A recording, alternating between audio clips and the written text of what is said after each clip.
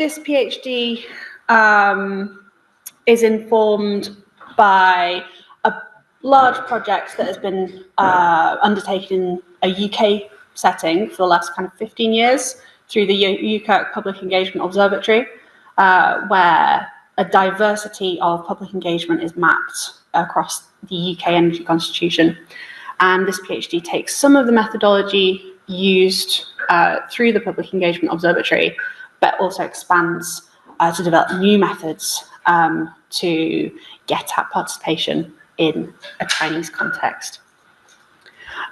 So this mapping aims to critically examine and challenge Western normativities, and in looking around public engagement energy in a Chinese context, we're looking to emphasize erased, contested, suppressed engagements with energy and climate change. So why map participation in energy and climate change? Why is this important? So mapping participation in both Western and non-Western contexts allows for more robust forms of social intelligence, which can then inform energy governance and policy at national and international levels. So it's really important that as we strive for a just transition, that we are, of course, focused on the technologies of the net zero transition, but we're also focusing on the engagements that are brought forward through this transition. And it means that policymakers, researchers, institutions can be more responsive and accountable to the continually emerging societal values, knowings and doings that mapping participation and really understanding the diversity of participation occurring allows us to do. So as I'll develop through this talk, I'll be focusing on a Chinese context because that is the context of the project. And I'll show that public engagement in China it's diverse, multiple, and exists in different context settings and ways that have been revealed through these mappings of the UK Energy Constitution. So we're really looking at diversity of participation. It's important to understand participation in Chinese context because, as everyone in this room I think will probably be aware of, China has a huge role on the world stage, both in terms of kind of carbon emissions, but also as an innovator and manufacturer of a lot of the green technologies that are going to be crucial in this just transition in the coming years as we strive for net zero. And public engagement in China happens in a really different way, as we could expect in kind of traditional Western context. So it's important to approach the Chinese Energy Constitution and the participation happening within in a way that's not obscured by Western preconceptions. So to do this, the first half of the PhD has kind of been focused on developing a way to do this, and a forthcoming paper, which I think will be referenced in one of the slides, develops a framework of relational otherness to allow myself as an individual and researcher to kind of be constantly aware of my own normativities, my own biases as a white British researcher working in this other place, which is China. Okay. So first, a little bit about what I mean by participation and public engagement. Everyone will kind of have a rough idea of what participation means to them, especially in the context of energy and net zero. But I will be kind of talking about a science and technology approach, so STS, if you've heard of the field of STS, which underpins this constructivist approach to participation. So if I talk about a residual realist approach to participation first, which is a little bit of kind of STS terminology for you. There's a lot of terminology in STS, so not to worry. But a residual realist approach to participation kind of understands participation as being pre-given, specific, ready-made, and defined by method. And this participation is happening in discrete and isolated events. So it's participatory events that aren't connected, And this would be kind of how participation has been traditionally thought of. In this way, participation is traditionally thought of within quite narrow metrics for success, often applied after the participation has occurred. So things like inclusion, representativeness, knowledge gain, impact on policy. So it's what participation is doing and how participation can serve a democratic ideal. So the problem with this approach is it frames participation as a problem of extension, and to try and include all relevant actors with a burden of participating being placed on the public.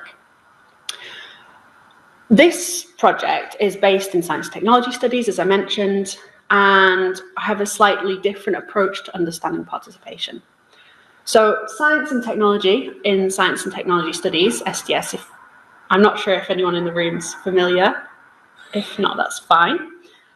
Sees society and science as being co-produced. So these two cogs would be kind of a simplistic way of explaining that. So they're continually produced together, emerging, with one responding to the needs of the other.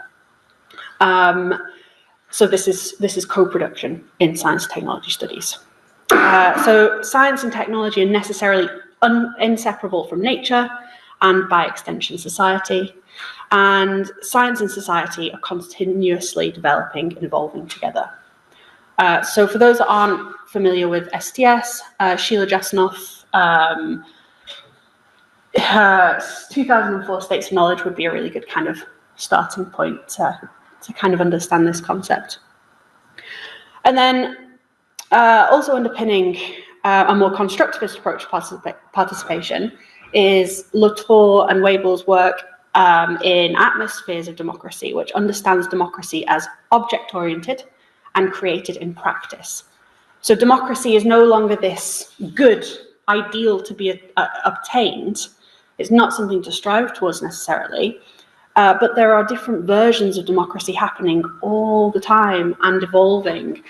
And it's important then to acknowledge our own normativity of what democracy looks like. So this is a guiding kind of principle for relational otherness and the PhD, and the constructivist approach to participation of an ecologies of participation approach, which is just that last there, which I'll talk about just now. So kind of the last big theoretical underpinning, just bear with me, is an ecologies of participation approach to participation. So this is what I mean when I talk about public engagement and participation. So this more constructivist approach understands participation as being co-produced through practice, so really within that STS lens. It's emergent, it's experimental, and it's not just defined as specific participatory events happening in isolation. Participation is diverse, and it's happening in interrelated ecologies of participation. So if you kind of think of ecology in a more traditionally scientific, like biodiversity setting, the ecology of a place is all of these very, very different, diverse, plants, animals, insects, that type of thing, having an impact on their ecology. So this is what I think of when I think of participation. It's occurring within wide ecologies of participation. And the choice of anchoring the PhD in this particular, particular framing,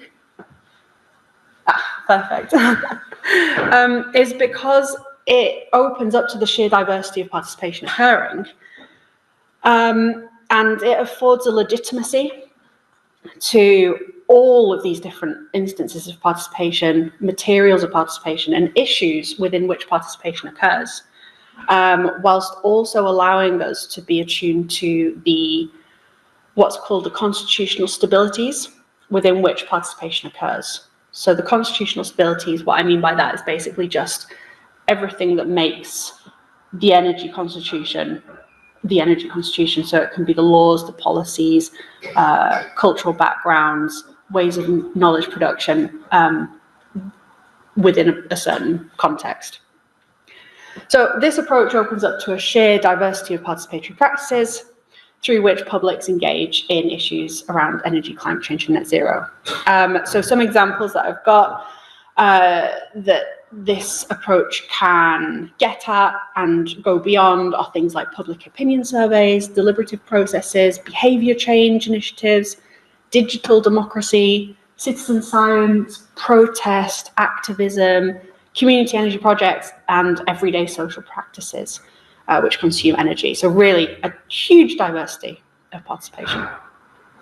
And these instances, materials, and issues of participation move beyond kind of narrower deliberative moments of participation or practices, which are the focus of a lot of other systemic approaches to participation, to open up to this diverse, complex, and interrelated kind of participatory moments. So I hope I haven't lost everyone too much with a lot of the heavy theory there.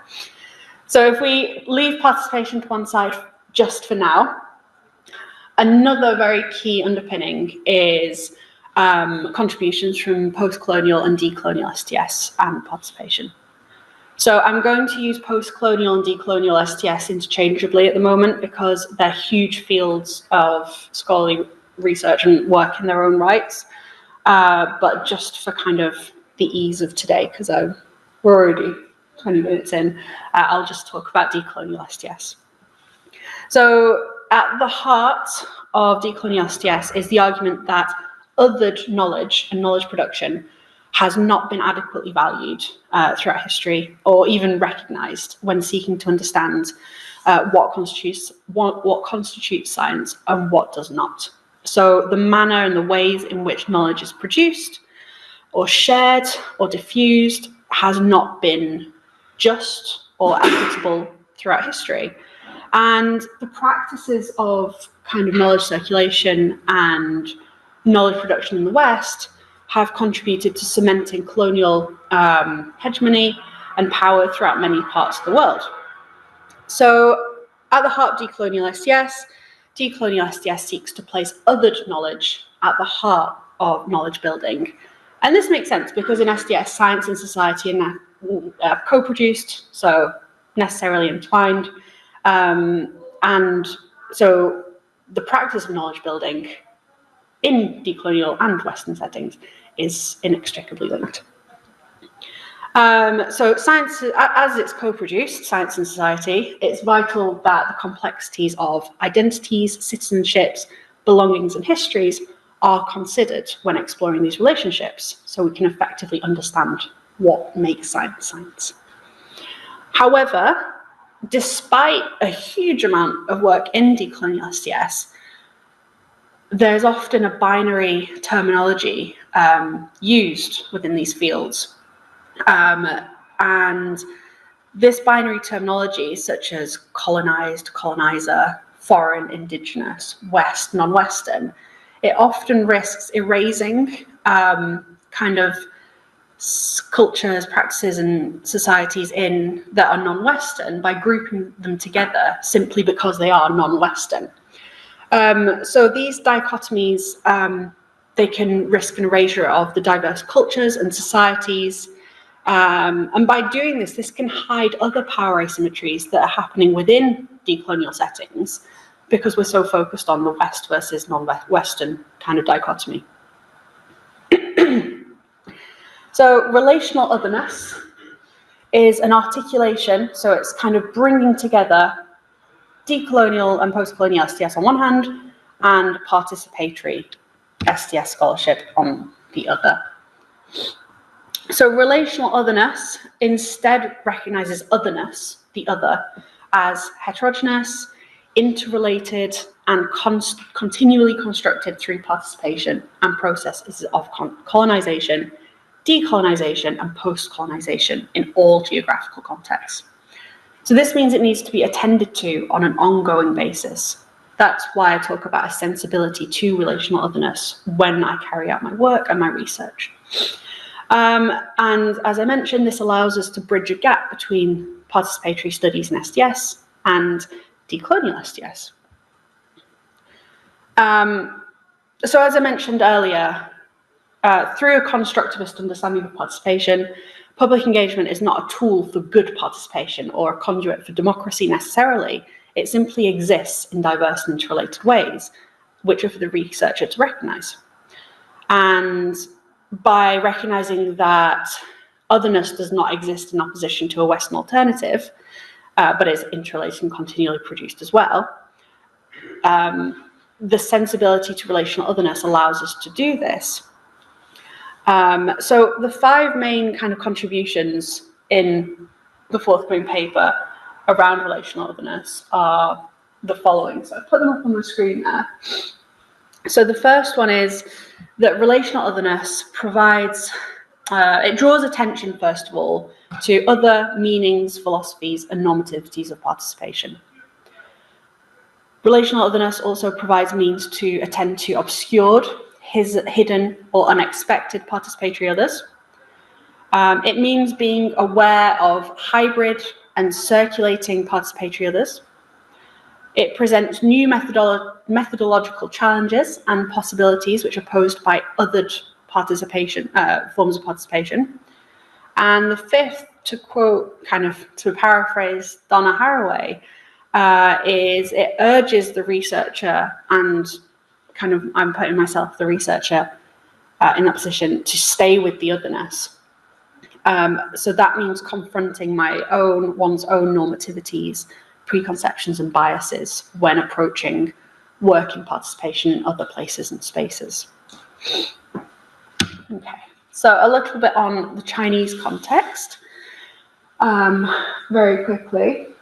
So China, as I mentioned earlier, everyone kind of will be semi-familiar with China's energy policies, but China's discourse of peace, development and democracy is framed around the notion of a global anti-imperialist and anti-colonialist struggle, which positions China as a developing nation in the global south that is challenging the hegemony of the global north.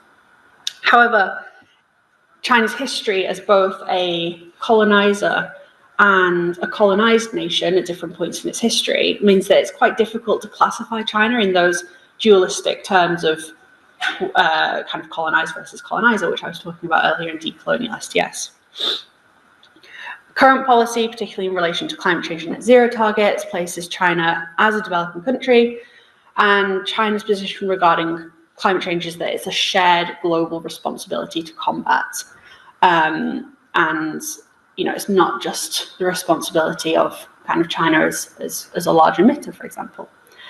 China's net zero policy seeks to reach carbon neutrality, or net zero, by 2060, whereby the Paris Agreement, obviously the target is 2050. But on the other hand, as I mentioned in the introduction, China is the world's largest manufacturer of solar and wind power, which is exported. So there's already so many kind of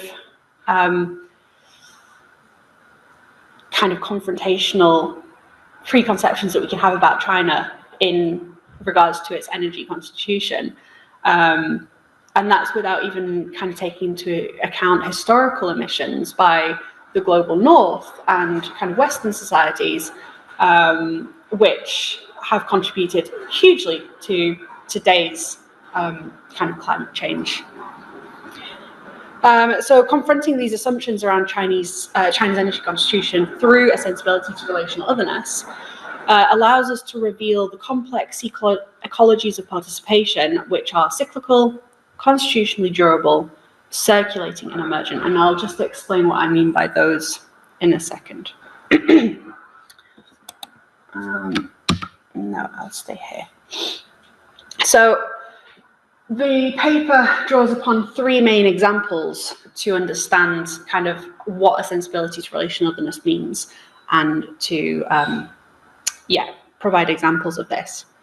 So the first one are cyclical constitutional stabilities in a Chinese context. So what I mean by this are the recurrent themes, symbols and geographies in Chinese history, which I describe as historically and constitutional durable participatory themes, which are co-produced.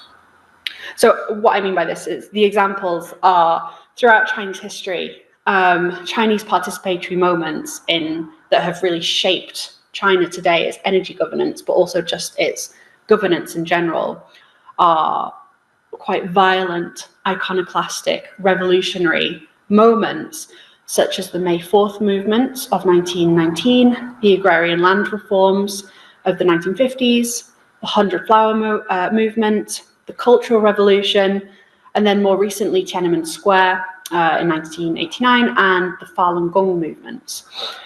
So all of these participatory moments in Chinese history, they all share very similar themes, symbolisms, places and actors of participation, which I mentioned are kind of like iconoclasm, revolution, violence, and these have had long-lasting effects on the governance of China today. So the idea that these themes are durable and cyclical, they keep occurring, it kind of challenges the idea that participation can be instrumentalized to serve a democratic ideal, when these themes of participation have actually contributed to China becoming the authoritarian state that it is today.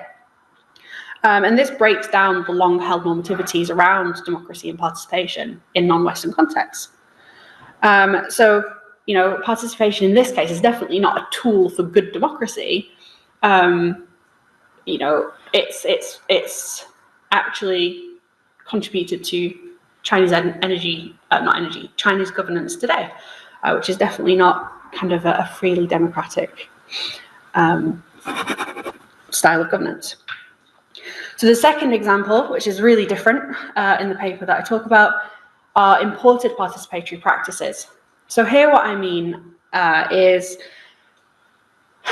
Western forms of participatory processes, such as deliberative discourse and deliberative processes, being taken from Western academic settings and then imported into a Chinese setting to try and encourage good participatory practices. And what has actually happened in the last kind of 30, 40 years of trying to do this work is participation has taken on its own social life when imported into a Chinese setting.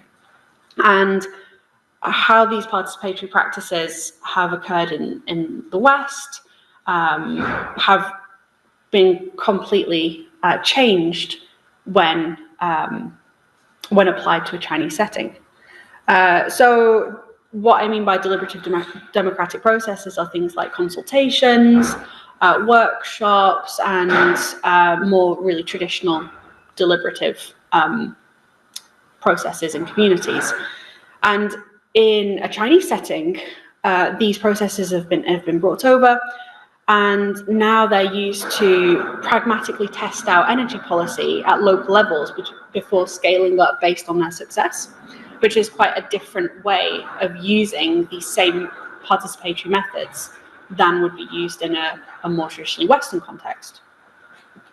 And then finally, the third example that I draw upon are the circulating and emergent issue spaces in China.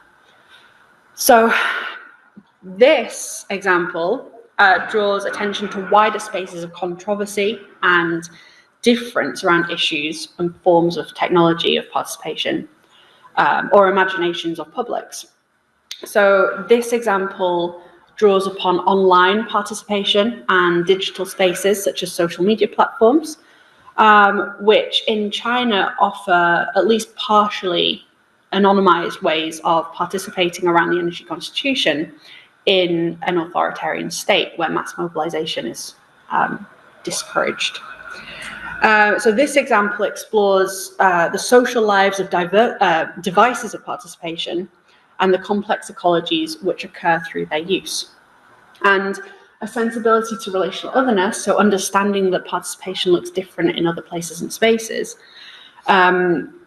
it uncovers a circulating format of participation, which in the case of social media, transcends a boundary of the nation state, going beyond kind of China's governance to circulate worldwide.